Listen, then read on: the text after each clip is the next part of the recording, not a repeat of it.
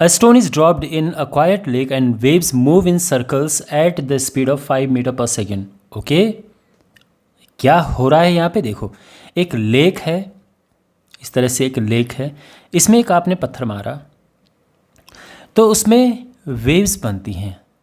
अब ये वेव्स धीरे धीरे धीरे धीरे बाहर की तरफ जा रही हैं, ऐसे ये बाहर जा रही हैं, यानी जो इसका रेडियस है ये धीरे धीरे इंक्रीज़ हो रहा है. आप समझ रहे हैं, रेडियस बढ़ रहा है. तो हम ये कह सकते हैं कि ये जो रेडियस बढ़ने की जो स्पीड है यही ये क्वेश्चन में लिखा हुआ है. तो बेसिकली ये जो क्वेश्चन में दिया है वो rate of change of radius given है, दैट इज़ dr/dt, और ये है 5 सेंटीमीटर पर second. Rate of change of radius given है यहाँ पे, अगर हम इसको दूसरे तरह से कहें. At the instant when radius, अब रेडियस गिवन है कि जब रेडियस 8 सेंटीमीटर है तो उस समय how fast is the enclosed area increasing, यानी dA/dt क्या है. तो क्वेश्चन इस तरह से है. ऑफ कोर्स हम r और a के बारे में लिखेंगे कि let r be the radius and a be the area of the circle. तो अब कैसे फाइंड करेंगे हम, तो फॉर्मूला क्या होता है, एरिया का फॉर्मूला होता है πr². हमने इसे डिफरेंशिएट करना है टाइम के रिस्पेक्ट में, t के रिस्पेक्ट में.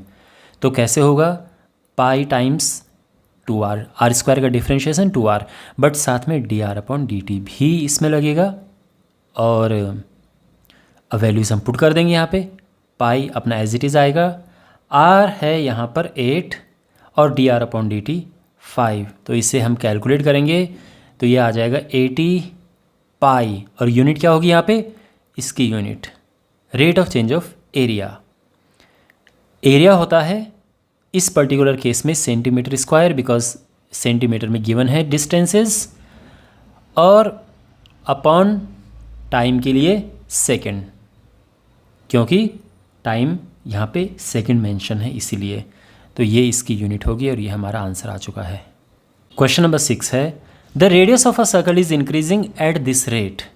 तो क्या गिवन है क्वेश्चन में, रेडियस किस रेट से इंक्रीज हो रहा है, तो dr/dt गिवन है, दैट इज़ 0.7 सेंटीमीटर पर second. What is the rate of increase of its circumference. तो मान लीजिए कि सरकमफ्रेंस c है तो dc/dt पूछा है. तो वैसे शुरू में हमें लेट करना होता है कि let r be the radius and c be the circumference of the circle. तो हमें dc/dt फाइंड करना है, तो इसके लिए हम फॉर्मूला लगाएंगे सरकमफ्रेंस का. तो सरकमफ्रेंस ऑफ द सर्कल क्या होता है, ये होता है 2πr. ओके, तो फिर dc/dt क्या होगा, तो देखो 2π कांस्टेंट है, एज इट इज़ आएगा, r का 1 हो जाएगा, लेकिन साथ में dr/dt भी आएगा. इसका ध्यान रखना. ओके, मैं बार बार ये बता रहा हूँ कि अगर हम इसका c का r के रिस्पेक्ट में करते तो फिर हमें dr/dt ये लिखने की ज़रूरत नहीं पड़ती. लेकिन जब ऐसी चीज़ के रिस्पेक्ट में डिफ्रेंशिएट करते हैं जो उसमें है नहीं, जैसे t हो गया, समटाइम्स थीटा हो जाता है, तो उस केस में अगर अब जैसे t यहाँ पर है नहीं और t के रिस्पेक्ट में हमें करना है, तो यहाँ भी अपॉन में dt आएगा और यहाँ भी dt, हमें dr/dt इस तरह से लिखना पड़ता है. तो इसका ध्यान रखना.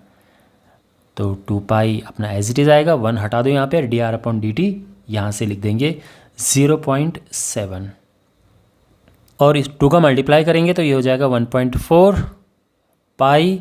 यूनिट क्या आएगी, सरकमफ्रेंस भी सेंटीमीटर में ही लिखते हैं, upon time second. Okay, circumference जो है, जो रेडियस का यूनिट है, रेडियस अगर सेंटीमीटर में तो सरकमफ्रेंस भी सेंटीमीटर में होता है, रेडियस मीटर में तो सरकमफ्रेंस भी मीटर में होता है उसकी यूनिट. तो इस तरह से होगा. तो ये हमारा आंसर आ चुका है. Got it.